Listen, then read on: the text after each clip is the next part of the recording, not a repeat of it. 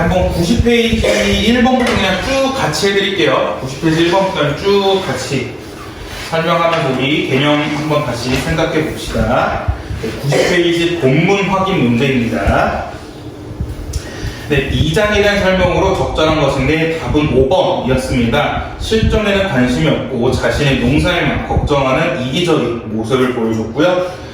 네, 2번. 네, 이건 별표 쳐놓고 꼭 기억해 두세요. 지난주 수업에서도 강조해 드렸습니다. 황망근이 없어졌다라는 주요 사건을 첫 문장, 시작 부분에 제시함으로써 독자들의 호기심을 유발하고 혹은 자극하여 이후에 이어질 내용 전개에 더 몰입하게 하는 게 효과였었고요. 그래서 이거 꼭 기억해 두시기 바랍니다. 황망근의 실종 사실을 시작 부분, 주요 사건을 첫 문장에 제시함으로써 독자의 호기심을 자극하여 이후에 내용 전개에 몰입하게 한다는 거. 자, 그 다음에 92페이지 민씨가 2장을 비판한 이유로 주된 이유가 무엇이냐인데 답은 4번이죠. 지도자로서 걸기대의 방침대로 하지 않았기 때문에, 그러니까 걸기대의 방침은 다 같이 그 경운기를 끌고 가는 거였는데, 네, 2장은 그러지 않고 황망근만 끌고 갔었죠. 그렇기 때문에 비판한 거였고요. 그다음 93페이지 4번에 윗글을 통해 드러나는 황망근의 인물 유형인데, 일단 윗글에서 보시면 어머니에게 엄청 효심 있는 모습을 보여주고 있기 때문에 우직하고 효성이 깊은 효성스러운 바보형 인물이다. 네, 체크해 두시면 좋을 것 같고요. 왜냐하면 위에 지금 방금 옆에 제시된 부분은 황망근이 어머니에 대한 효심을 보여주는 파트였기 때문에 우직하고 효성스러운 바보형 인물이라는 거.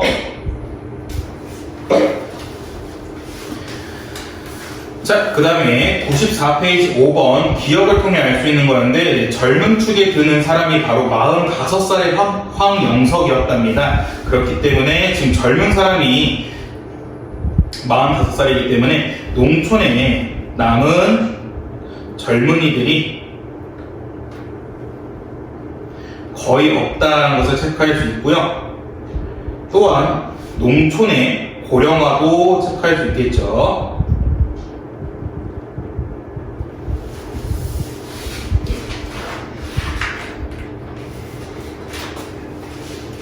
왜냐면 지금 젊은 축에 드는 사람이 45살 이랬기 때문에 농촌에 남은 젊은이들이 거의 없다는 거. 길이 어려워.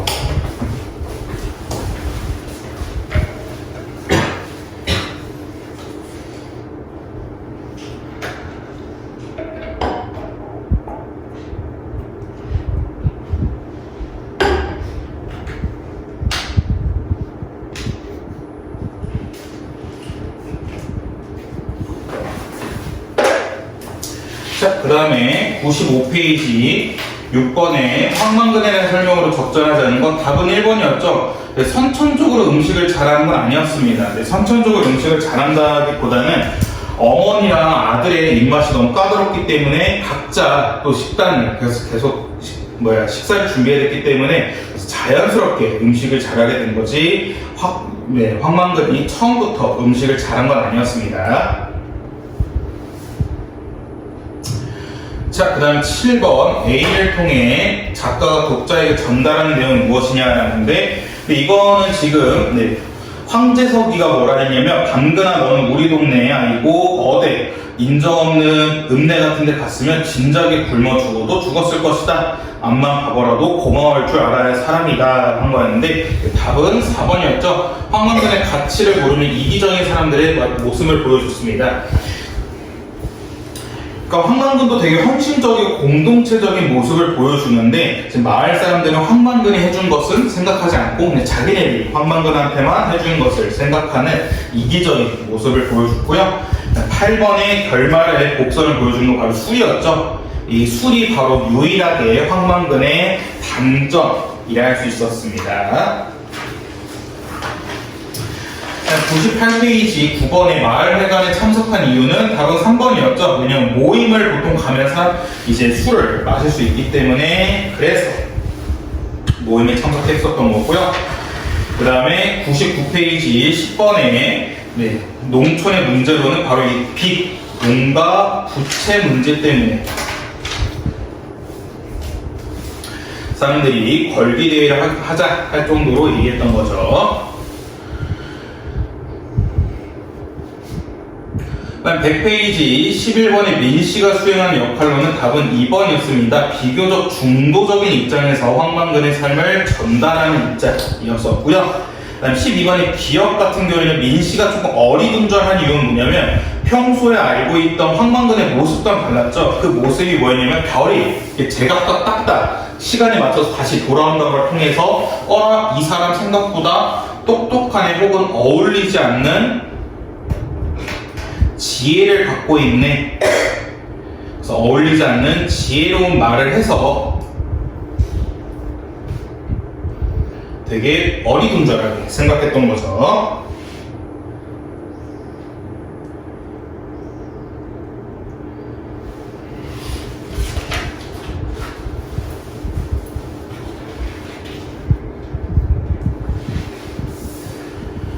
자, 그 다음에 101페이지 13번에 민씨가 들은 황만근의 말을 통해 알 수 있는 게 아닌 것은 답은 1번이었습니다.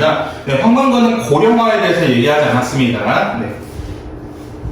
14번에 묘비명에서 얘기하는 황만근의 사람됨이 아닌 적절하지 않은 것은 답은 4번이었죠. 뛰어난 농부로 수학을 많이 했다라는 내용은 없었고요. 15번에 황선생이라는 이유는 황만근이 존경받을 만한 삶을 살았기 때문에 그래서 황선생이라는 예찬적 태도를 보여주는 게 바로 황선생이라는 지칭이었죠.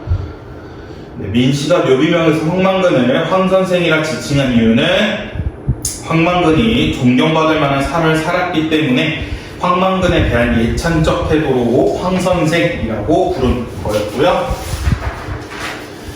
그 다음에 104페이지 민씨가 황만근의 행적을 기록한 이유로 적절한 것은 답은 5번이었습니다. 우리 사회에 꼭 필요한 가치 있는 존재임을 말하기 위해서 강조하기 위해서 이렇게 행적을 기록했다는 거 체크하시면 될 것 같고요. 자, 그 다음에 뒤로 가셔서 113페이지 보도록 합시다.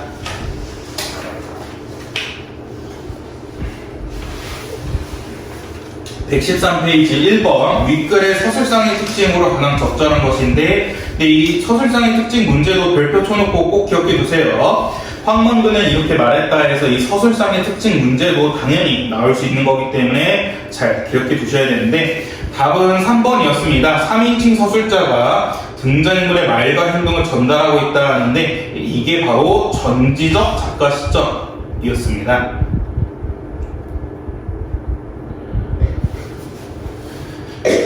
근데 황만근이 이렇게 말했다는 작품에서 좀 이 전지적 작가 시점에 제한점이 있었죠. 그러니까 전지적 작가 시점은 모든 인물의 속마음과 그 생각을 다 알아야 되는데, 근데 이 황만근이 이렇게 말했다의 파트에서는 민씨의 시점이 주로 나왔었기 때문에 그래 좀 제한적인 전지적 작가 시점이었다는 것을 체크하시면 될 것 같고요. 내면 심리 세밀하게 묘사하고 있는 거 없고요. 그 다음에 시간이 흐름에 따라 심리 변화 나타나는 것도 체크할 수 없었고, 요약적으로 제시할 긴박한 느낌을 제시하고 있다는 건데 이거는 좀 앞뒤 말이 안 맞습니다. 왜냐하면 사건을 요약하면요 오히려 긴박하지가 않아요. 그냥 좀 속도가 되게 빨라지네 라는 거기 때문에 긴박한 느낌을 보여주는 되게 생생해야 되는데, 생생한 걸 느낄 수 있는 것은 장면적 제시나 극적 제시를 통해 느낄 수 있고요. 그 다음에 1인칭 서술자의 시점이라는 건데, 1인칭 서술자의 시점이라면 1인칭 대명사가 있어야 됩니다. 1인칭 대명사는 나, 저, 우리 등과 같은 1인칭 대명사 등장해야 되는데 여기서 보시면 나는, 저는, 우리는 이런 식의 1인칭 대명사가 나오고 있지 않기 때문에 1번의 답은 3번이었고요.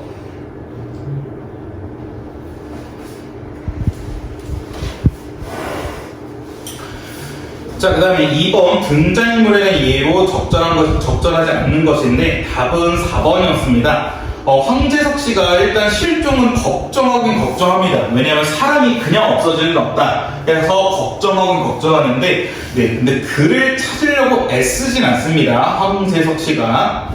황재석 씨도 보시면 그냥 걱정을 하고 있는 거지 막 찾으려고 노력하고 있진 않아요.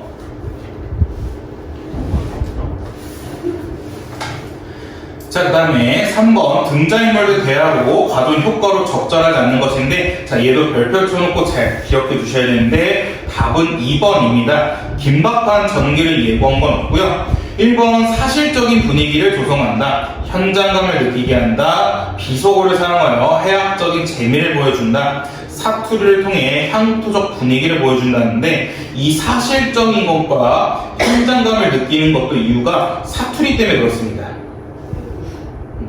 사투리를 씀으로써 사실적인 분위기와 현장감을 느끼는 효과를 가져온다. 라는 거.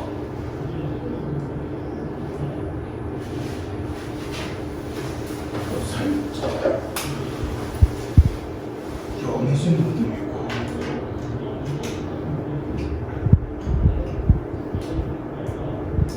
이게 좀 진해진 느낌이고. 됐다. 자, 그 다음에 4번 기억에 대한 설명으로 적절한 것인데, 기억이 뭐였냐면요, 황망근이 없어졌다 처음 부분인데, 이거 답은 4번이었죠. 자, 이것도 아까 말씀드린 별표 내용이었습니다. 독자의 호기심을 자극하여 내용에 몰입하게 한다 라는 거. 그 다음 주요 사건을 첫 문장에 제시한 이유는 독자의 호기심을 자극하여 내용에 몰입하게 하는 게 바로 그에 대한 효과였었고요.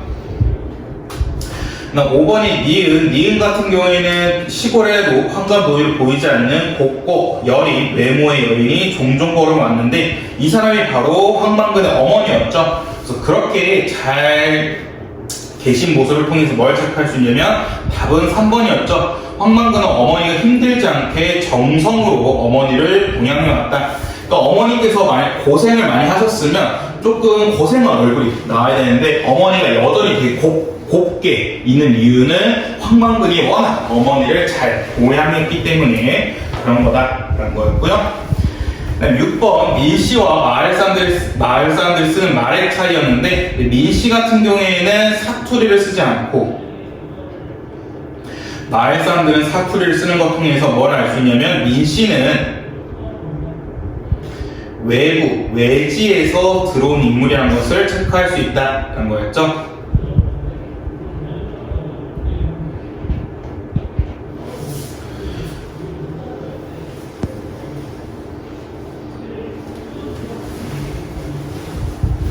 민씨는 사투리를 쓰지 않기 때문에 외부, 외지에서 들어온 인물이라는 것을 알 수 있다는 거였고,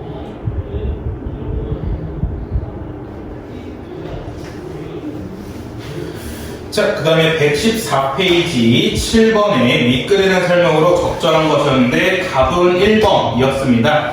다양한 사례를 나열하면서 주인공의 성품을 보여주는 거였는데, 그냥 사례 보여준 거 여러 가지였죠. 이제 어머니랑 아들의 식사를 잘 해준 것도 있었고, 그 다음에 마을에 굳은 일 다 해준 것도 있었고, 정리정돈도 되게 잘하는 모습을 통해서 황망근의 성품이 어느 정도인지 잘 체크할 수 있었고요. 그 다음에 2번은 좀 조심하셔야 되는 게, 관련된 일학을 보여주긴 보여줬는데 이게 지혜로운 면을 부각하는 건 아니었습니다. 그 다음에 주인공을 이용하는 마을 사람들 직접적으로 비판하는 건 아니었고요. 그 다음에 바보형 인물 주인공 황망근이 점차 변화하는 모습은 없었죠. 그 다음 황망근과 주변 인물들 갈등 역시 보여준 게 없었습니다. 그렇기 때문에 7번의 답은 1번이었고요.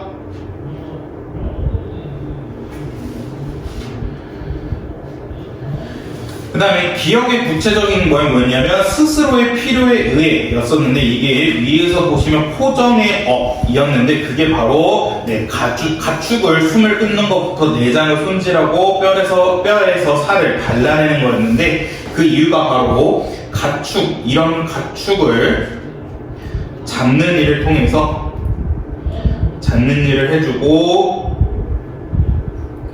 고기를 얻어서 가족에게 먹이는 거였죠.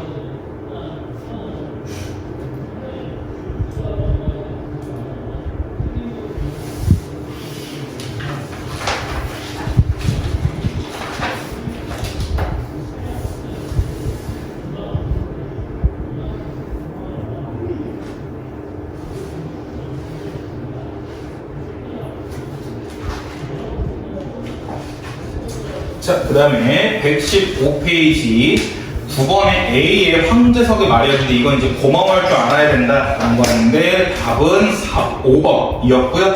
얘도 별표좀 꼭꼭 기억해 두세요. 황제석의 말의 의미, 황망근의 함부를 부려먹으면서도 그에게 은혜를 베푸는 것으로 합리화하는 마을 사람들의 위선적인 태도 혹은 이기적인 태도를 볼 수 있다라는 거였고요.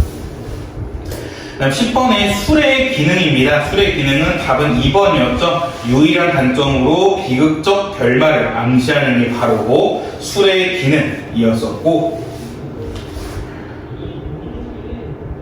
그 다음 디귿은 이제 아버지를 발로 차면서 집에 데려왔다는 걸 통해서 뭘 알 수 있냐면 점층법과 과장법을 사용했다는 걸 체크할 수 있었고, 그래서 이렇게 이 표현 방법을 통해 황망근과 아들의 관계를 해학적으로 보여주었었죠. 해학적으로 보여주고 그 해학적인 모습을 통해서 독자의 웃음을 유발하고 있다.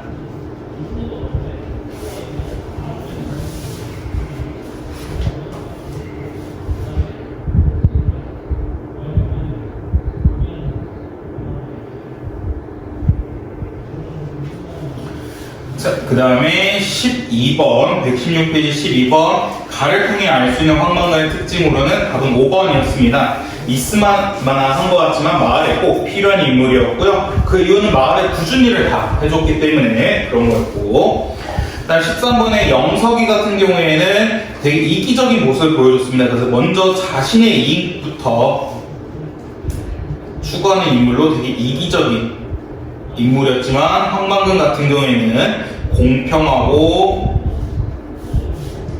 이타적인 모습을 보여주는 사람이었고요. 그 다음에 14번에도 별표 쳐놓고 민씨의 역할 꼭 기억해 두셔야 됩니다. 답은 5번이었습니다. 민씨는 농사에 대한 황망근의 생각을 전달하면서 세태를 비판하고 있다. 그래서 민씨가 수행하는 역할이 황망근을 전달해주고 그다음에 세태를 비판하는 역할인 거 잘 체크하시면 될 것 같고요.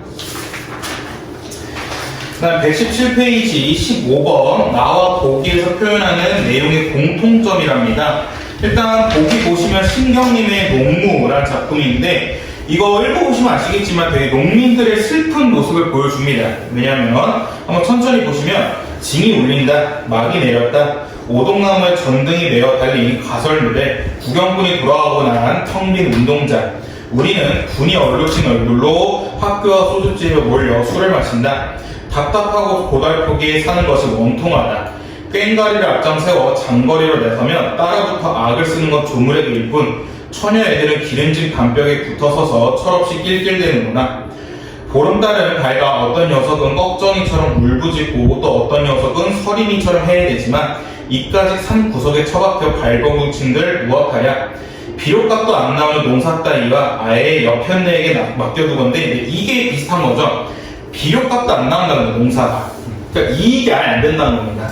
그다음에 수해전을 거쳐 도수자리 앞에 와 볼 때 우리는 점점 신명이 났는데 한 다리를 들고 날라리를 불거나 고갯짓을 하고 어깨를 흔들거나 하고 있는데 답은 1번이었죠. 경제적으로 어려운 농촌의 현실을 드러내고 있다는 거. 신경의 농부는 아마 그 여러분도 뭐 드라마 좋아하시는 분 아시겠지만, 그 드라마 이름가 졸업이었나? 그 졸업이라는 드라마가 있었는데, 그게 그 강남 쪽 국어 1타 강사 선생님들 그걸 보여준 거였는데, 거기서 어떤 여학생이 한 문제 틀려서 울어요. 우는데 봤더니 어떤 거 틀렸냐 했더니, 이 신경님의 농무가 나는데 여기서 신명이 난다를 자기는 반어법에서 생각했다는 거예요. 그래서 반어법에서 생각해서 문제도 그렇게 풀었는데 학교에서 이거 역설법이다 그래가지고 틀렸는데, 그래서 그때 좀 논란이 됐습니다. 이게 학교에서 반어법에 한 게 역설법에 한 게 맞냐, 반어법에 한 거 맞냐 했는데, 근데 이게 거기 국립국어원이었나 하여튼 국어 몇몇 학자분들께서는 둘 다 되긴 한다. 둘 다 되긴 하는데, 언제나 근데 국립국어원 한 얘기가 뭐냐면 학교 선생님의 말을 따라야 해요. 학생이시라면 학교 선생님의 교육에 맞춰서 하는 게 맞다 하는데, 이게 나왔어가지고. 자, 그럼 16번 니은을 통해 농촌의 문제점으로 적절하지 않는 것이었는데, 니은이 뭐였냐면 황망근의 말이었는데 답은 4번이었죠. 네, 도시로 이주하는 사람들 증가 이런 얘기는 하지 않았습니다. 마지막 17번 A에 대한 이유인데, A에 대한 설명인데, 이거는 황망근의 죽음을 돌아왔다는 식의 점층적 표현을 통해서 되게 엄숙하게 나타나는 거였죠. 그래서 점층적 표현을 사용하여 주인공의 죽음을 엄숙하게 제시하고 있다는 거. 자, 그 다음에 뒤에 121페이지부터 126페이지까지는 질문 받겠습니다. 그냥 질문만. 121페이지부터 126. 121부터 126.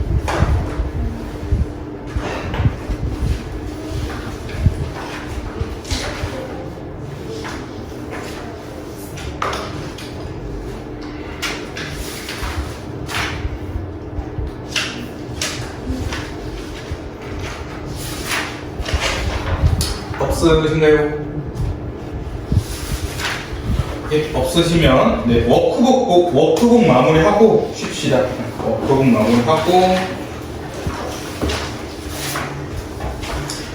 그다음 지난주에 말씀드린 것처럼, 근데 아직 학교에서는 또 시험범위 말씀이 없으셨잖아요. 네, 없으셨기 때문에 일단은 한번 좀 기다렸다가, 어차피 우리가 지금 남은 교과서에 학교에서 프린트를 주지 않는 이상 학교 교과서에서 남은 시험범위 다 화법과 작문이거든요.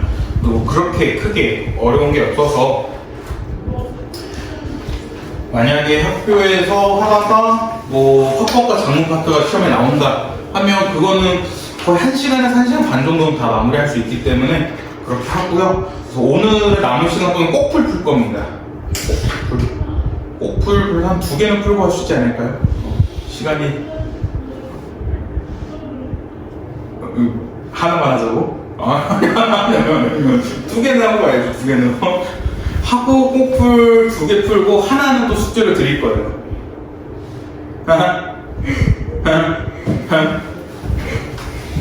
그냥 우리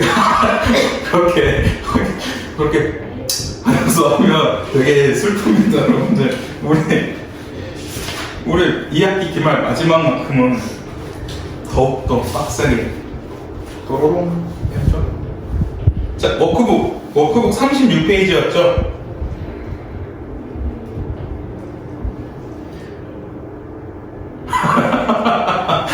워크 어디다 팔아먹었어? 어디다 팔아먹었어? 학교에서 그런데 여러분들 학교에서 그러진 않죠. 교재를 훔쳐가진 않죠, 애들이. 왜냐면 다른 국어 선생님들 얘기하는데, 다른 학교 어떤 교재를 훔쳐갔단 거야. 우리 비판의 국어 교재. 그래서, 근데 걔가 없어진 거 보고, 야, 진짜 교재 어디 갔지? 알고 보니까 뒤에 있는 얘가 훔쳐갔다고. 그래서 그 선생님이 오히려 기분이 더 좋으시대. 자기 교재 퀄리티가 그렇게 좋다니. 그래서. 근데 이걸 뭘 하고 훔쳐가, 나 했는데. 일단 답 불러드리고, 그 다음 수영이는 그럼 다음 주에 이거 다시 할게요. 그럼 지훈이 말 일단 먼저 답 쭉 불러드릴게요. 36페이지부터. 1번에 4, 2번에 5, 3번에 1. 그 다음에 4번에 4, 5번에 3, 6번에 전날 이장이 황만근에게 참석하라고 당부했기 때문에 전날 이장이 황만근에게 참석하라고 당부했기 때문에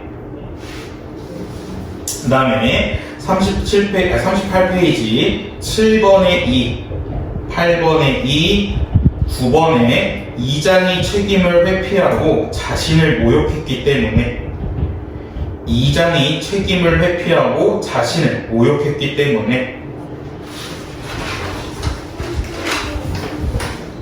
그다음 10번에 1, 11번에 기억은 황만근을 조롱하는 거고 니은은 황만근을 인정하는 거. 기억은 황만근을 조롱하는 말이고 니은은 황만근을 인정하는 말이다. 12번에 1, 13번에 3, 14번에 1, 15번에 5, 16번에 마을에 없어서는 안 되는 존재. 마을에 없어서는 안 되는 존재이기 때문에. 네, 그 다음에 41페이지 17번에 3, 18번에 공평하고 약자를 배려한다. 공평하고 약자를 배려한다. 19번에 5, 20번에 2, 21번에 2, 22번에 3, 23번에 가족들의 입맛이 까다로워서 가족의 입맛이 까다로워서 그 다음에 24번은요 이건 43페이지 그냥 이걸 체크하시면 되는데 43페이지 그림 옆에 다만부터 꼭 끓어지도록 마셨다. 여기가 24번 답입니다. 24번에 마을 사람들이 겨울에 애경사를 황만근을 부르지 않는 이유가 뭐냐면 황만근은 술을 좋아했는데 가난한 까닭에 자주 취하게 마실 수가 없었다. 그래서 동네에 애경사가 있어서 술을 공짜로 마실 기회가 생기면 반드시 꼬꾸라지도록 마셨다. 이것 때문에. 근데 이러고 나서 이제 황만근이 완전 취하게 되니까 마을 사람들이 귀찮기기 싫으니까 그런 거고요. 25번에 4번, 26번에 4번, 27번에 2번, 28번에 3번, 29번에 농사만 잘 지으면 되고 체면은 중시할 필요 없다. 남 눈치 볼 필요 없다. 이거고. 그 다음에 45페이지 30번에 4번, 31번에 5번, 32번에 일반적인 부자지간의 대화는 아니다. 일반적인 부자 간의 대화는 아니기 때문에. 그 다음에 33번에 술을 마시기 위해서, 34번에 5번, 35번에 1번, 그 다음에 47페이지 36번에 4번, 37번에 3번, 38번에 위험하고 힘든 일에 황만근을 이용하기 위해서, 위험하고 힘든 일에 황만근을 이용하기 위해서. 그 다음에 39번에 5번, 40번에 4번, 41번에 4번. 그 다음에 49페이지 42번에 5번, 43번에 빚이 없어야 된다. 44번에 4번. 그 다음에 50페이지 45번에 5번, 46번에 1번, 47번에 4번. 그 다음에 51페이지 48번에 5번, 49번에 4번, 50번에 존경받을 만한 훌륭한 삶을 살았다 생각하기 때문에. 그 다음에 52페이지 51번에 5번, 그 다음에 52번에는요, 여기입니다. 난세 혹염에 그늘의 덕을 널리 베푸는 큰 나무가 되었을 것이다. 이게 52번. 황만근이 살았다면 어떤 존재가 되었을지 비유적으로 표현한 것은 난세 혹염에 그늘의 덕을 널리 베푸는 큰 나무가 되었을 것이다. 53번에 1번.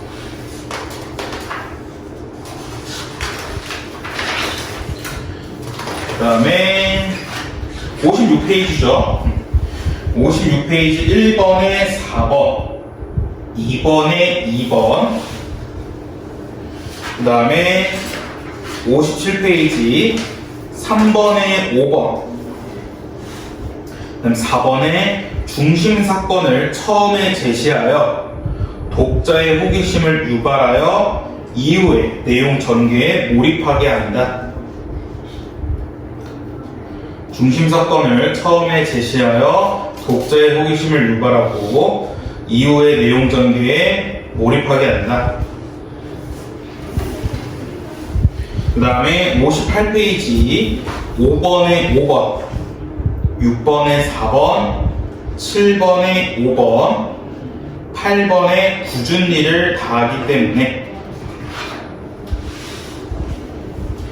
그 다음에 마지막 페이지죠. 59페이지 9번에 3번, 10번에 4번, 11번에 2번, 12번에 인상적인 부분은 황만근의 말을 직접 인용한다. 인상적인 부분은 황만근의 말을 직접 인용한다.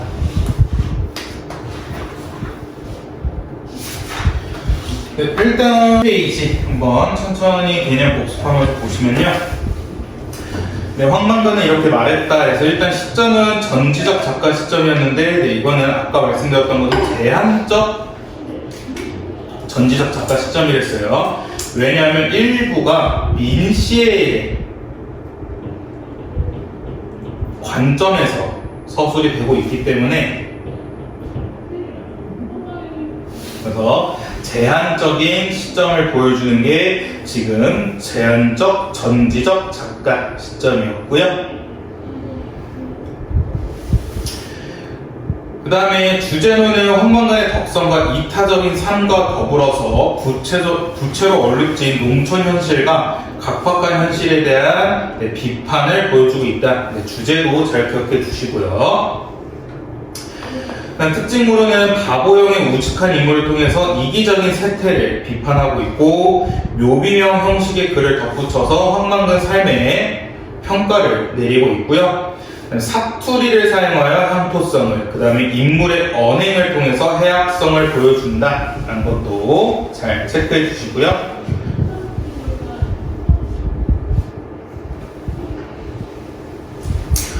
밑에 구성과 내용 한 번씩 보시면, 일단 발단 부분에 그 황만근에 대한 실종에 대해서 마을 사람들이 별로 걱정하지 않고 자신의 이익만 걱정하는 마을 사람들의 이기적인 태도를 볼 수 있었고요. 그다음에 전개에 가서는 이제 황만근의 부재를 인식하면서 황만근의 개인살과 그 다음에 황만근의 이타적이고 성실한 삶을 보여주고 있고요. 그래서 그 옆에 별표 치고 이거 기억해주면 좋을 것 같은데, 황만근과 마을 사람들의 인물 유형이 완전 서로 대조됐습니다. 황만근은 이타적이고 자기희생적이며 전통 사회의 인물이었지만, 마을 사람들은 평균적이고 평균적이지만 이기적이고 타산적인 인물들이고 자본주의의 사회의 인물 유형이다. 자, 그럼 그 밑에 위기와 절정 부분에서는 이제 황만근의 실종과 죽음의 의미가 나와 있는데, 얘도 별표 쳐놓고 기억해 두시면 좋을 것 같은데, 황만근의 실종과 죽음의 의미를 통해서 황만근의 부재를 실감하면서, 그러니까 별로 그렇게 중요하지 않은 있으나 마나한 인물처럼 느껴졌지만 사실은 매우 중요한 인물이었고요. 그래서 사회에서 찾아보기 힘든 훌륭한 덕성을 지닌 사람이라는 것을 체크할 수 있었습니다.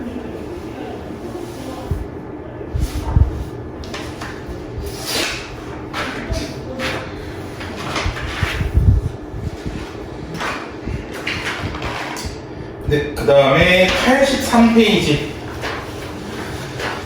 83페이지 이 부분의 배경 한번 보고 가시면요. 공간적 배경은 농사를 짓고 있는 농촌임을 체크할 수 있었고, 그 다음 시간적 배경, 시대적 배경으로는 1990년대 IMF 위기 상황에 대해서 나타나고 있었기 때문에 그래서 황만근은 이렇게 말했다의 시간적 배경은 90년대 말 IMF 위기 상황 때이었다는 거 체크하시고, 그다음 그 옆에 84페이지에 네, 이거는 형광펜 칠을 꼭 기억해두세요. 서술 방식 형광펜 칠하시고 서술 방식은 별표촌 꼭 반드시 기억하고 계셔야 됩니다. 네. 이 황만근이 이렇게 말했다 해서 서술 방식은 반드시 시험에 나오는 요소다 보니까 얘는 형광펜 칠하시고 꼭 별표 치고 잘 기억해 두셔야 되는데, 일단 시간의 역전, 현재와 과거가 교차하는 역순행적 구성을 보여줍니다.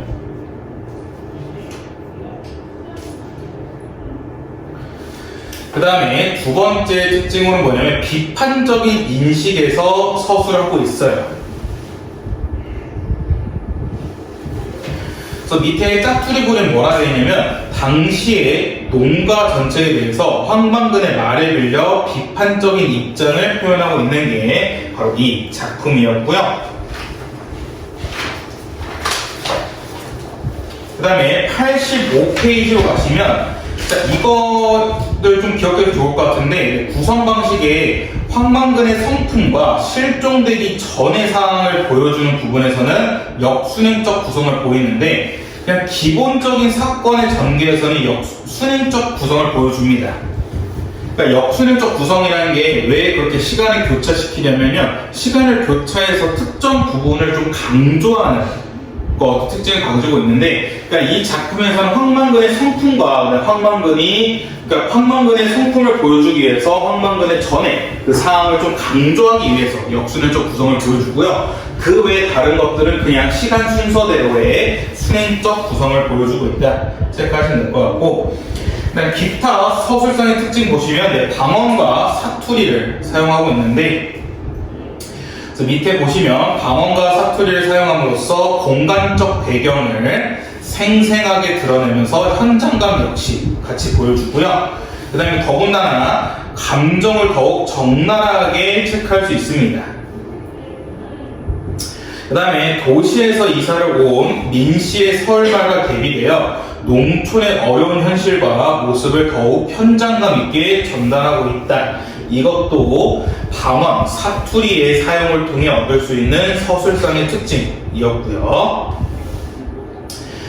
전의 형식을 쓰고 있다는데, 이 전의 형식은 이 작품 황만근의 생애를 기록한 앞부분과 민씨가 묘미명을 써서 덧붙인 뒷부분을 알 수 있는데, 이는 어떤 사람의 독특한 행정을 기록하고 여기에 교훈적인 내용과 비판을 덧붙이는 전의 형식과 유사하다. 그래서 이러한 형식은 우리에게 주는 교훈을 더욱 강하게 전달하는 효과를 지니고 있다. 체크하고 계시면 될 것 같고요.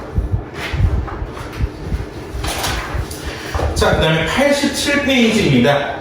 87페이지 가시면 이제 학습 정리가 좀 더 꼼꼼하게 정리되어 있는데, 일단 두 번째 황만근과 마을 사람들의 대조적 인간 유형, 이것도 아까 말씀드렸던 것좀 잘 기억해두고 계셔야 되고요. 그다음 황만근의 상반대 평가 역시 볼 수 있습니다. 마을 사람들은 바보 취급하지만 민씨는 칭송 혹은 예찬의 대상으로 얘기하고 있고요. 그 다음에 맨 마지막 작품에 반영된 농촌의 현실, 이것도 잘 체크해 주세요. 마을 전체가 부채로 파산하는 있을 정도로 부채 문제가 심각했고 개인주의, 이기주의가 만연했고요. 그다음에 농촌에 나이가 많은 사람들이 많았고, 그 다음에 소득이 그렇게 높지 않았다. 자, 그 다음에 88페이지의 두 번째 농사에 대한 황만근의 소신. 자, 이것도 형광펜 칠하시고 별표. 왜냐면 이게 바로 황만근이 이렇게 말했다와 같은 주제와 관련 있는 거거든요. 그러니까 이건 제목과 관련 있는 거죠. 황만근은 이렇게 말했다라고 하는데 도대체 무엇을 말했느냐? 바로 첫 번째, 농사꾼은 빚을 지면 안 되고 불필요한 기계에 투자해서도 안 되고, 그다음에 정부의 쌀 수매와 작은 대출 정책이 잘못되었고 농약과 비료에 의존해서 농사를 지면 안 된다. 이게 바로 농사에 대한 황만근의 소신이었는데 이게 황만근이 이렇게 말했다와 같은 제목과 관련 있는 거였고요. 자, 그 다음에 서술 요소 보시면 전지적 작가 시점에 조금 더 디테일하게 들어가시면 황만근에 대해서는 대체로 우호적인 입장을 보여줍니다. 자, 그 다음에 두 번째, 서술자의 개입이 들어가는 부분이 있었는데, 그러니까 황만근에서 직접적으로 논평, 평가하는 부분이 있었는데, 그게 바로 황만근은 있었으면 군말 없이 했을 일이었다. 이쯤만 해도 황만근이라는 이름이 곧 동네의 뿌리를 상징하는 이름을 알 수 있다 등의 서술자 개입이 등장했다라는 걸 체크할 수 있겠습니다.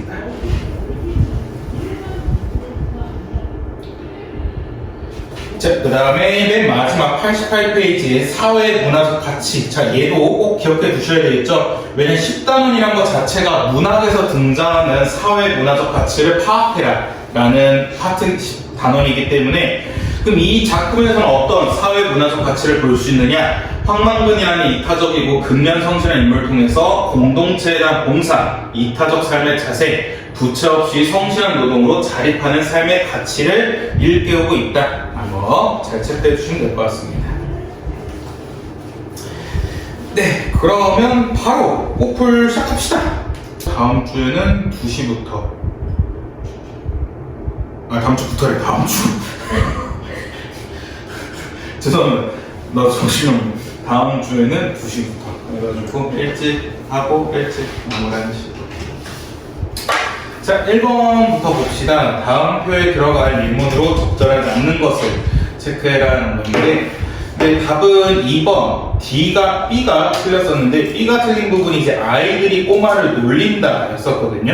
네, 놀린다는 것은 놀리다라는 능동 표현에서 온 거였기 때문에 얘는 사동이 아니었고요.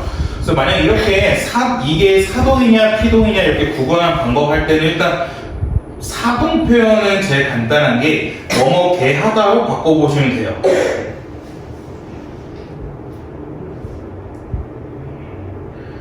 뭐뭐 개하다로 바꿔봐가지고 의미가 동일하면 사동이고요. 의미가 달라지면 사동 표현이 아닌 건데, 이게 무슨 말이냐? 가방을 친구에게 들렸다는 가방을 친구에게 들게 했다.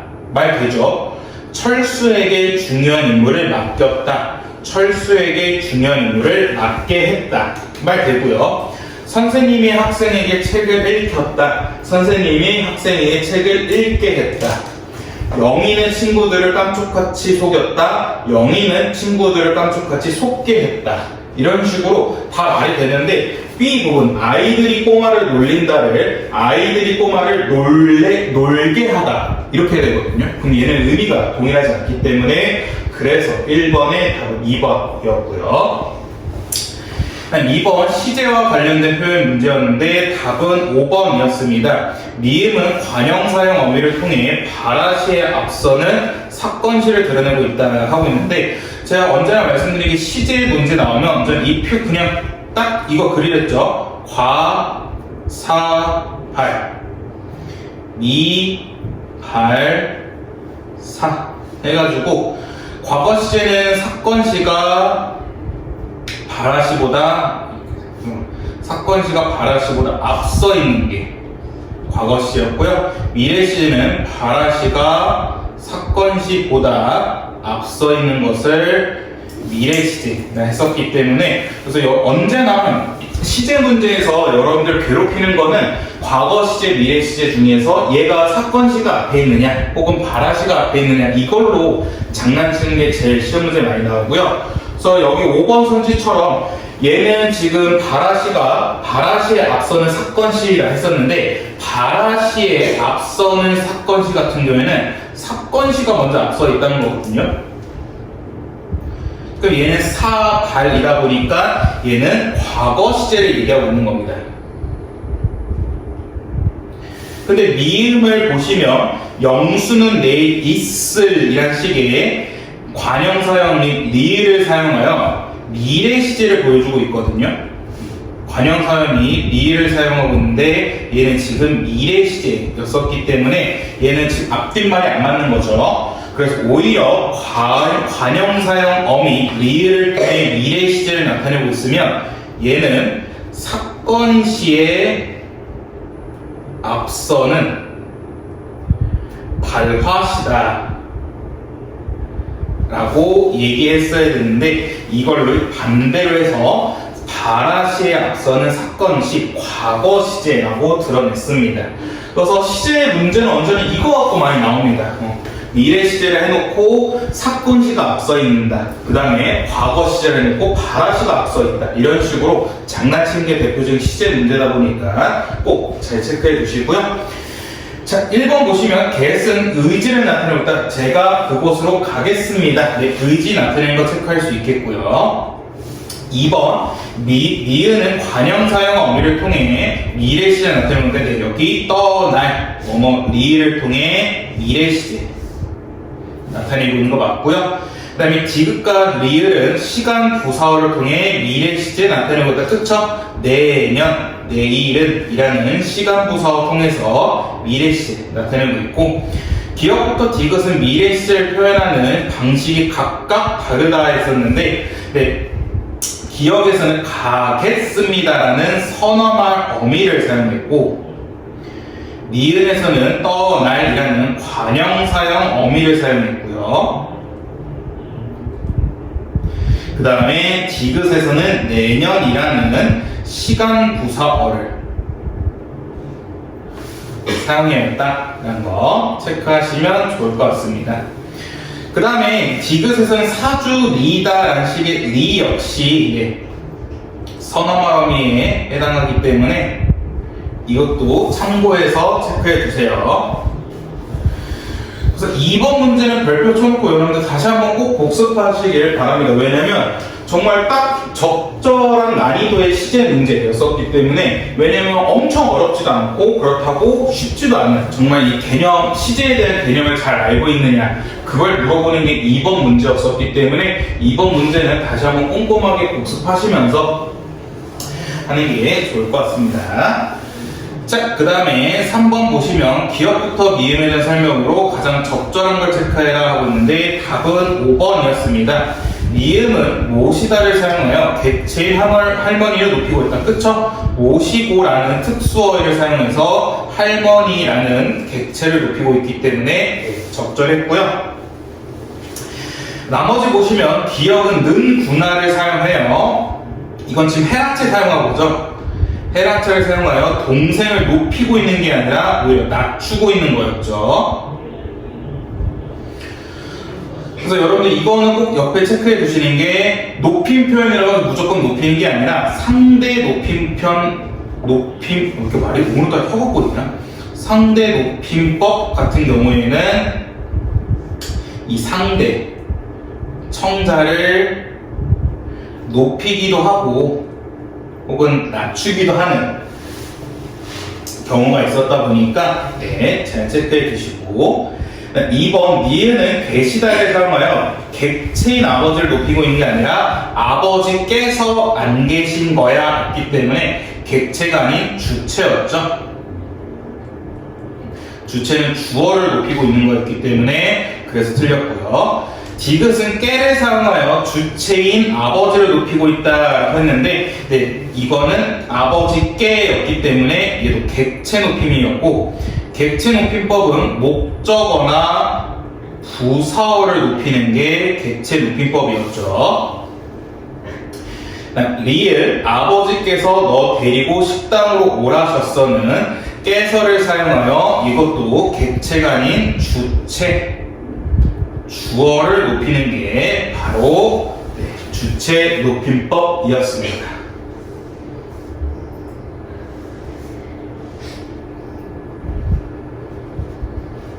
그래서 여러분들 또 부담을 드린 것도 때문에 이번에 시험 범위가 8-2단은 여기 문법 요소 파트가 들어간다면 높임 표현은 웬만큼 다 맞추셔야 됩니다. 왜냐하면 여러분 높임 표현 말고 피동, 사동, 그 다음에 시제, 그 다음에 심지어는 인용에서도 되게 어렵게 나올 수 있기 때문에 여러분들 이거 꼭 잘 체크하셔야 되고 높임 표현은 아무리 어렵게 나오더라도 그렇게까지 어렵게 나올 수가 없어요. 왜냐면 너무 간단합니다. 개념이. 주체는 그냥 말 그대로 주체 높임 하는 거고, 주격투사 깨서 혹은 직접 간접 선어 말음이 시 사용하는 거고 그런 건데, 네, 그래서 높임 표현에서는 난이도를 아무리 높여봤자 그렇게까지 어렵지 않기 때문에 여러분들 실제 시험에서는 높임 표현만큼은 다 잘 체크하고 가셔야 되고요. 자, 4번에 기억부터 리을에 들어간 말로 적절하게 짝지은 것은 하고 체크하셔야 되는데, 기억 보시면 어머니께서 어제 나의 휴대 전화에 문자를 꼭 남겨라고 말씀하셨다 했는데, 이거 같은 어머니께서 당신의 휴대전화에 문자를 꼭 남기라고 나에게 말씀하셨다 했는데, 여러분들이 좀 생소할 수 있는 게 당신이거든요.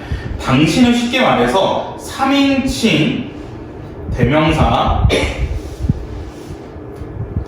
자기를 높이는 표현입니다.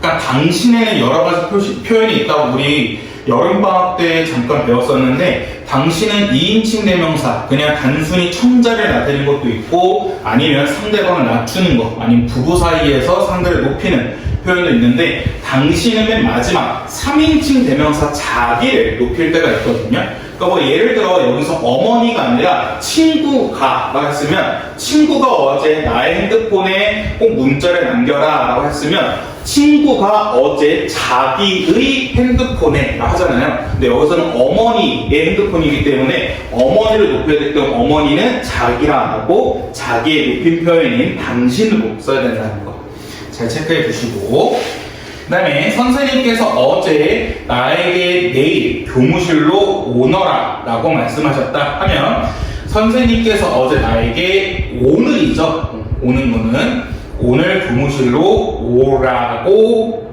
말씀하셨다 라는 거. 여기서 리을에서 여러분들 조심하시라는 게, 리을에서 옷이라고는 틀린 게 뭐냐면요, 옷이라고는 선어말음이 시를 쓴 건데, 선어말음이 시를 쓰면요 주체를 높이는 겁니다.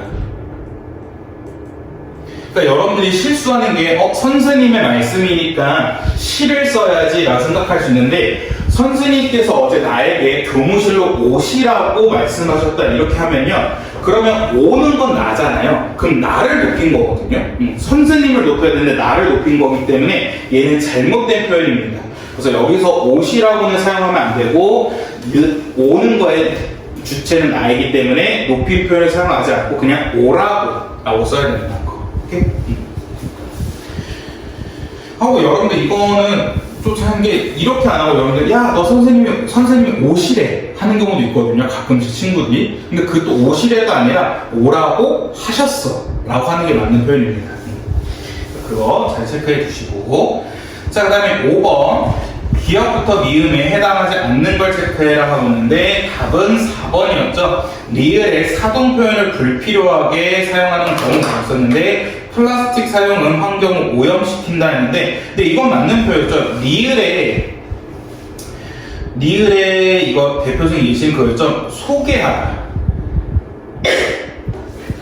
일단 소개하다 자체가 이미 사동의 의미가 있기 때문에, 그래서 이거를 소개시키다로 쓰면 안 된다는 거. 이게 이제 리을의 예시였고요. 그래서 기억은 이제 뭐라 했냐면, 짧은 피동과 긴 피동을 함께 쓴 이중 피동이기 때문에 얘는 어떻게 붙여졌냐면 열려지지가 아니라 열리지로 써야죠.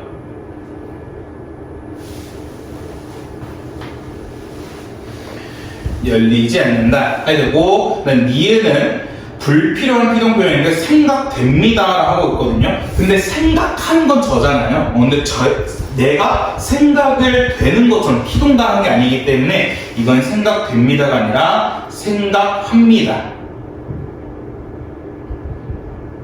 라고 붙여야 되고,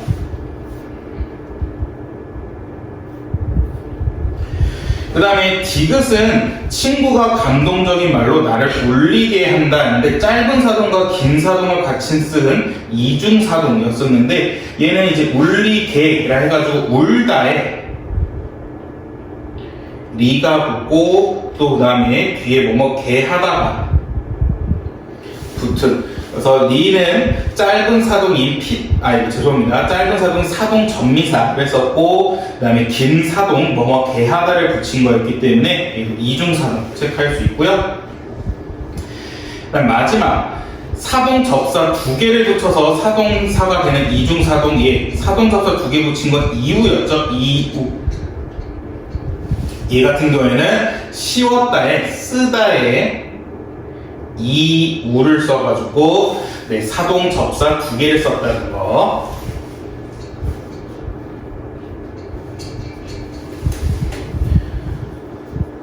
자, 그 다음에 8번 A에 해당하는 거랍니다. 자, get은 의지의 의미도 있고 추측의 의미도 있고 가능성의 의미도 있었는데 그 중에 의지를 나타내는 건 뭐였냐면 답은 1번이었습니다. 동생은 친구를 만나러 가겠다고 했다. 그래서 한 거고 2번은 청소를 어떻게 혼자 다 하겠니? 이거는 내가 청소를 할 수 있는 혼자 다 할 수 있는 가능성에 대해서 얘기하고 있는 거 보고 3번은 새벽이나 도착하겠구나 추측하고 있는 거고요. 길이 미끄럽겠다. 얘도 추측. 그 다음에 쉬운 문제는 3살도 풀겠다. 가능성. 3살이 이 문제를 풀 가능성에 대해서 얘기하고 있기 때문에 이 2번과 5번은 가능성, 3번과 4번은 추측이라는 점. 자, 그 다음에 7번. 적절한 것을 체크하라는 건데 높일 수 없는 상호를 높이는 건데 답은 1번이었죠. 이거는 예전에 한번 말씀드린 게 원래는 커피를 높일 필요 없죠. 커피를 높일 필요 없는데 지금 주문한 커피 나오셨습니다 해가지고 커피를 높일 수 없는 커피를 높이는 거기 때문에 이거는 이렇게 쓰면 안 되고 주문하신 커피 나왔습니다 라고 쓰는 거라는 게 맞다는 거. 자, 그 다음에 8번. 문장에 사용된 문법 요소에 대한 설명으로 적절하지 않는 것인데 답은 2번이었습니다. 사장님 말씀이 있으시겠습니다 하고 있는데 자, 여기서 있다라는 것은 사장님이 있는 게 아니라 말씀이 있는 거거든요. 그래서 말씀을 높인 건데 말씀을 높인 이유가 사장님의 말씀이기 때문에 사장님을 높이기 위해서 사장님의 말씀도 높였습니다. 그렇기 때문에 얘는 간접 높임법을 쓰는 거였고 사장님을 직접 높이는 게 아닌 간접 높임을 쓰고 있다라는 거였고요. 그 다음에 여기서 번외로 조금 더 TMI식으로 설명드리면 간접 높임법은 주의하셔야 될 게 특수어휘 사용 못한댔죠. 선어 발음이 심한 가능하댔습니다. 그래서 여기서 여러분들 또 실수하시면 안 되는 게 사장님 말씀이 계시겠습니다는 계시다라는 특수어휘를 썼기 때문에 간접 높임에 틀렸고요. 그래서 사장님 말씀이 있으시겠습니다라는 선어말 언니 시를 사용한 간접 높임을 사용해야 된다. 거.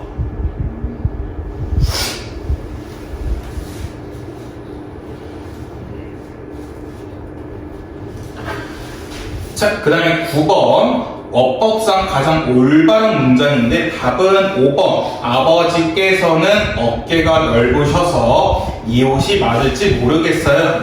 아버지 어깨를 높인 간접 높임법 쓰고 있고요. 간접 높임법 쓸 때 선어말음이 시 잘 쓰고 있기 때문에 9번에 5번 가장 적절하고요. 1번부터 보시면 나는 선생님께 이름이 불려졌다는 불필요한 피동을 쓴 이중피동입니다. 그렇기 때문에 얘는 불렸다라고 고쳤어야 되는 거고요. 그 다음에 선생님께서는 귀여운 따님이 계십니다가 아니라 있으십니다 해야죠. 왜냐하면 따님을 높인 이유는 선생님을 높이기 위한 간접 높임이었기 때문에 간접 높임법은 특수어휘 사용 못한다 했습니다. 그렇기 때문에 계십니다라는 특수어휘를 사용하는 게 아니고 선어말음이 시를 써서 있으십니다 라고 해야 되고요. 그 다음에 지금 보고 계신 제품은 올해 신상품이셔요인데 신상품을 높일 필요가 없죠. 그렇기 때문에 이셔요가 아니라 신상품입니다 하는 게 맞고요. 그다음에 우리 학교는 도서관을 매일 개방시키고 있습니다는데 얘도 틀렸습니다. 개방하고가 맞습니다. 왜냐하면 개방시켰다라는 것은 그러면 누가 이 행동을 시켜야 되거든요. 학교에다가 너네 도서관 매일 개방해 라고 시켜야 되는데, 시켜서 우리 학교가 어쩔 수 없이 그렇게 한 건데 그런 내용이 아니었죠. 우리 학교에서 주체적으로 도서관을 개방하고 있는 거기 때문에 개방하고 라고 써야 된다는 점. 자, 그럼 10번. 네, 적절하지 않는 것, 인용문 고친 것, 적절하지 않는 것. 답은 4번이었습니다. 내 동생은 내가 직접 거기에 갈게 라고 대답했다를 간접이랑 바꾸면 내 동생은 자기가 라고 바꿔야죠. 자기가 직접 거기에 가겠다고 대답했다.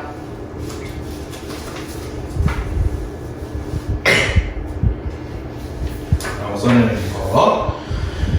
자, 그 다음에 11번부터는 이제 문학 파트인데, 보기를 참고하여 광야의 사연의 의미를 파악한 것을 적절하지 않는 것을 체크해라 하고 있는데, 지금 눈 내리고 매화 향기 홀로 아득하니 내 여기 가난한 노래 씨를 뿌려라 하고 있는데, 답은 2번이었죠. 매화 향기가 아득하다는 것은 불의에 물들지 않는 정신으로 외부의 억압에 맞서지만 그것을 극복할 수 없다가 아니라 극복할 수 있다라는 희망과 그 다음에 극복 의지를 보여준 거였기 때문에, 그래서 11번에 2번이었고요.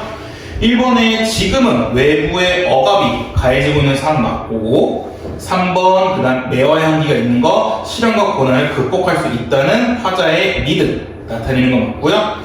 4번 외부의 억압에 맞서는 과정 속에서도 안락을 꾀하지 않겠다. 플러스로 이 씨를 뿌리는 거는 자기 희생적인 태도도 볼 수 있었죠.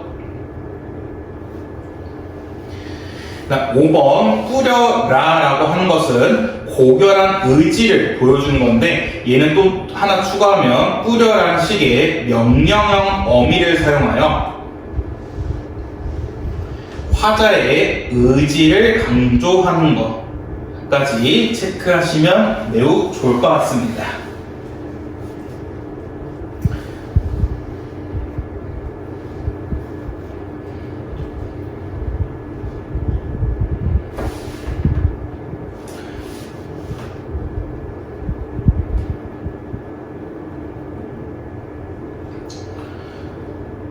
그 다음에 12번 광야랑 신의 방의 표현 방식으로 적절하지 않은 것, 답은 4번이었습니다.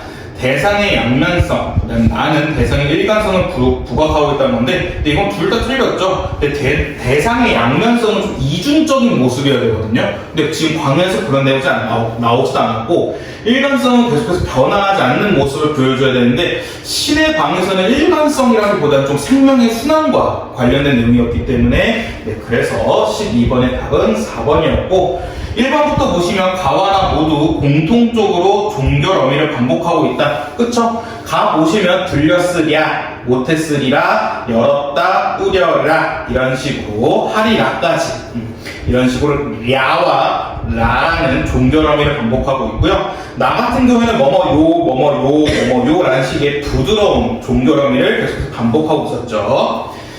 그 다음 2번 공통적으로 대조적인 의미가 나타난다. 그쵸? 가에서는 매화랑 눈이 대조되고 있었고, 나에서는 통시와 그 다음에 걔 이름 뭐였지? 예? 변속 아닌데? 시멘트 죄송합니다. 시멘트가 서로 대조적인 거였죠. 시멘트 아니면 변소도 맞겠죠.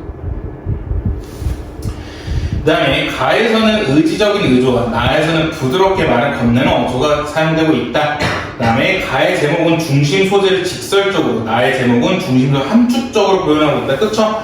이육사의 강의는 말 그대로 중심 소재를 그냥 다이렉트로 얘기했는데, 신의 방 같은 경우는 통시를 일부러 비유적으로 말한 거였기 때문에 함축적 표현 맞다는 점 체크하시면 될 것 같고, 자, 그 다음 13번 보기의 자료를 통해 가를 이해한 것으로 적절하지 않는 것이었는데, 답은 2번이었습니다.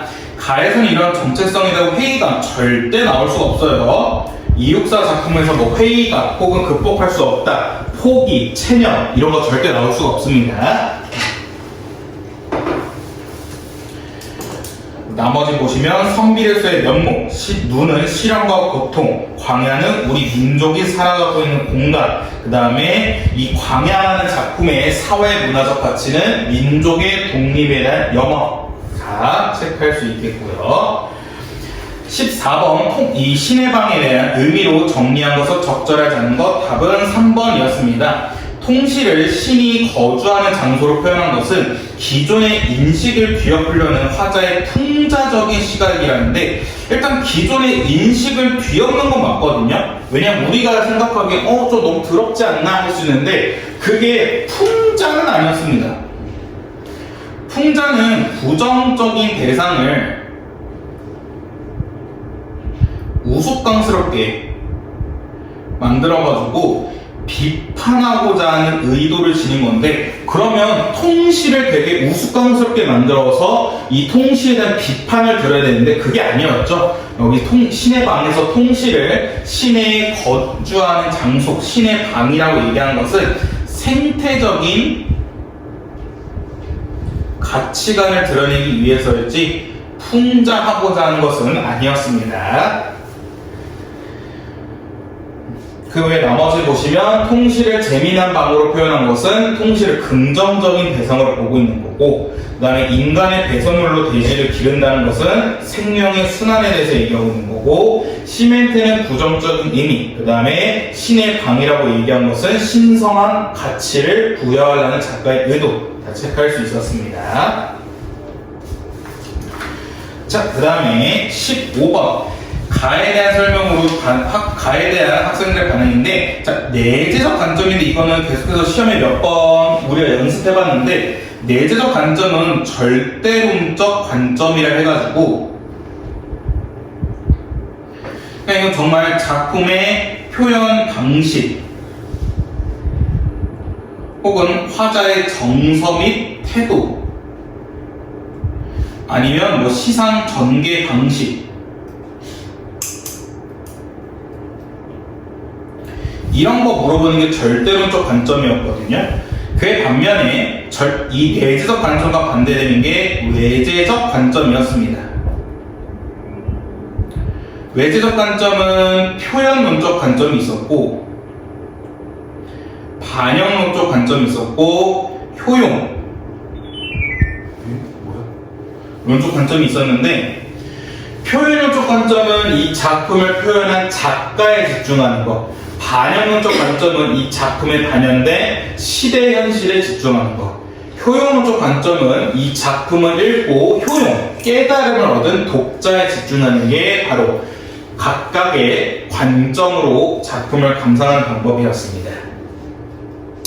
근데 여기서 지금 절대론적 관점, 즉 표현 방식, 정서 및 태도 혹은 시상 전개 방식으로만 작품을 감상하는 걸 찾아라 했기 때문에, 그래서 답은 1번이었던 겁니다. 리라는 어미를 사용하여 화자의 강인한 의지를 드러내고 있다. 이게 바로 표현 방식과 관련된 문제였었고요. 2번, 경민이는 삶의 의미를 깨달았답니다. 깨닫게 되었으니까 효용론적 관점. 그 다음에 철수는 독립운동가였던 시인의 행적에 집중했다니까 작가에 집중한 표현론적 관점. 그 다음에 4번은 시인의 역사, 인식, 작가에 집중했기 때문에 표현론적 관점. 마지막 5번도 당시의 상황을 고려했을 때 이거는 시대 현실에 집중했기 때문에 반영론적 관점. 그래서 15번의 답은 1번이었고요. 그 다음 16번, 신의 방을 사회 문화적 가치 측면에서 이해한 것은 답은 3번이었죠. 죽거나 버려진 것이 아니라 모두 귀중한 생명으로 봐야 될 뿐 아니라, 그냥 이거는 단순히 버려진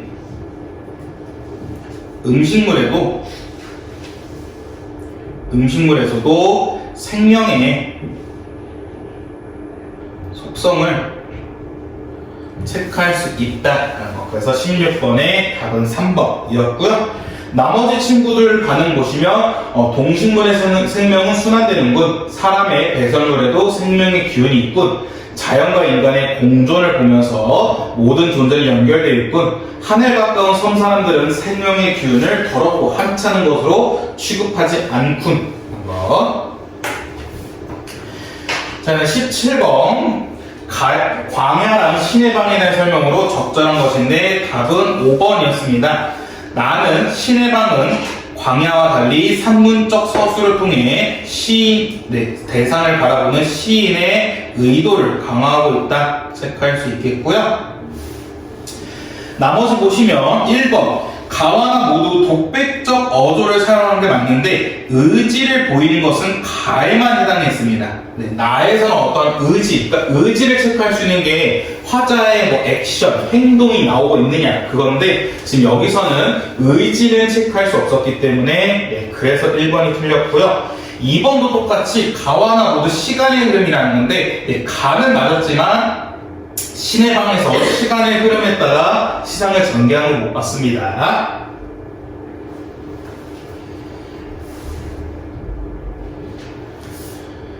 자, 그럼 18번 기억부터 미음에 대한 설명으로 적절하지 않은 것 답은 5번이었는데요. 미음 파트 보시면 내 몸속의 방을 향해 손을 내밀어주는 것은 하고 있는데 생명의 찌꺼기가 배출되는 공간인 통시가 삶과 죽음이 공존하는 이중적인 공간이다. 이런 내용 없었죠. 삶과 죽음이 공존하는 이중적 공간이 아니라 그냥 단순히 통시는 생명이 순환되는 신성한 공간이었습니다.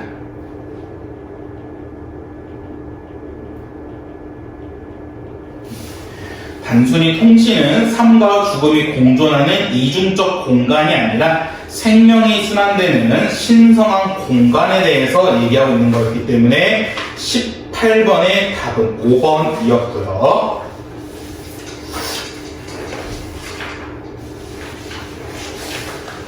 자, 그 다음에 넘어가셔서 19번. 19번 윗글에 대한 설명으로 적절하지 않는 것인데, 근데 이건 별표 쳐놓고 꼭 기억해 두세요. 이거는 서술 방식과 관련된 문제이기 때문에 얘도 황망근은 이렇게 말했다 해서 반드시 나올 문제일 겁니다. 그래서 잘 체크해 주셔야 되는데 답은 5번. 시대적 배경을 드러내는 어휘와 함께 실존 인물을 등장시킨 건 없었죠. 실존 인물을 등장시킨 건 찾아볼 수 없었습니다. 대신 나머지 사투리를 사용하여 향토성 드러내는 거 맞고요. 묘비명 형식을 통해 황망근 삶을 평가하고 있는 거 맞고, 우스꽝스러운 언행을 통해 해악성 드러내는 거 맞고요. 점층적인 과장 방식을 통해 웃음 터뜨리는 표현도 다 체크할 수 있었습니다. 그래서 이런 식의 19번 문제는 황망근은 이렇게 말했다 해서 서술 방식 문제는 반드시 나오니까 꼭 기억해 두시고 실존 인물은 등장하지 않았다는 거. 자, 그럼 20번 윗글에 나타난 내용으로 적절하지 않는 것인데, 이건 단순 내용 일치 문제인데 답은 2번. 민씨를 제외한 마을 사람들은 황망근이 공평무사한 성격을 지니고 있음을 알지 못했다는데 아니죠. 다 알고 있었습니다. 알긴 다 알았어요. 특히 아이들은 확실히 알았죠. 아이들은 그래서 황망근한테 가서 물어보자 했기 때문에 아이들이 역시 다 알고 있었고, 그 다음에 무엇보다 그 할머니들한테 먼저 그 비료를 줬기 때문에 20번의 답은 2번이었고요. 21번의 시대적 배경으로 적절하지 않은 것 답은 3번이었습니다. 유교적 덕목의 경시가 무시란 뜻인데, 유교적 덕목이 무시되어가는 현실을 반영한다 내용은 없죠. 근데 유교적 덕목이란 건 보통 뭐냐면요, 효, 충, 지조, 절개 등등을 얘기하는 건데, 황망근은 이렇게 말했다 해서 이러한 충, 효, 지조, 절개 등과 같은 유교적 덕목은 나오지 않았습니다. 대신 고령화된 농촌의 현실을 반영하고 있다. 상보상조의 풍습이 사라져가는 이거를 여러분 좀 생소할 수 있는데, 이거는 그 황망근의 말에서 나오거든요. 원래는 그 농기구 하나 빌렸으면 야 마을 사람들 전체가 다 돌아가는 걸 썼는데 지금은 그렇지 않고 다 빚을 내서 하나씩 구매하고 있다 했기 때문에 그래서 상부상조의 풍속이 사라져가는 모습 볼 수 있고요. 그 다음에 수입 개방이 이루어지는 90년대 모습 볼 수 있고, 그래서 수입 개방이어서 그거 막 우리가 아무리 해봤자 높은 것들을 그냥 수입산 먹을 거야 하고 있고요. 그 다음에 효율화를 위해 쉽게 빚을 내주는 정책을 말하고 있다. 다 체크할 수 있었습니다. 자, 그럼 22번 인물에 대한 설명. 자, 얘 또 별표처럼 꼭 기억해 두세요. 황망근에 나오는 인물이 워낙 많습니다. 그렇기 때문에 잘 기억해 두셔야 되는데 답은 3번이었는데 황제석 씨는 사라진 것에 관심이 없는 인물은 아니었어요. 관심은 있었습니다. 왜냐하면 이장이 그 사람 없어진 거 갖고 뭐라 하냐 했더니 황제석 씨가 뭐라 했냐면 아니 사람이 그냥 없어질 리가 있냐, 분명히 이유가 있을 것이다 해가지고 관심을 보이고 있고요. 그 다음에 10페이지 23번 나에 대한 설명으로 적절하지 않은 것인데 답은 4번이었습니다. 술에 대해서 비판적인 해석을 드러내는 건 아니었습니다. 오히려 술을 좋게 봤죠. 왜냐하면 황망근이 힘을 얻는 에너지의 원천이다 라고 얘기했기 때문에, 그렇기 때문에 황망근을 죽음에 이르게 한 술에 대해서 비판적 해석을 나타내는 건 아니었고, 점층적 문장을 통해서 황망근의 죽음 엄숙하게 드러내고 있는 것 같고, 존칭, 황선생이라는 존칭을 사용하여 긍정적 평가 드러내고 있고요. 그 다음에 황망근이 사고를 당하게 된 것을 요약적으로 제시하고 있으며 황망근의 덕을 자연물에 비유하고 있죠. 그렇기 때문에 23번의 답은 4번이었고, 그 다음 24번 기억에 해당하는 내용인데 기억이 어딨니? 네, 황망근의 말이었죠. 황망근의 말로 적절하지 않은 것 답은 4번이었습니다. 농업 생산량을 높이기 위한 농업 정책의 성과를 말하고 있다는데 오히려 이 농업 정책을 비판하고 있었죠. 황망근은.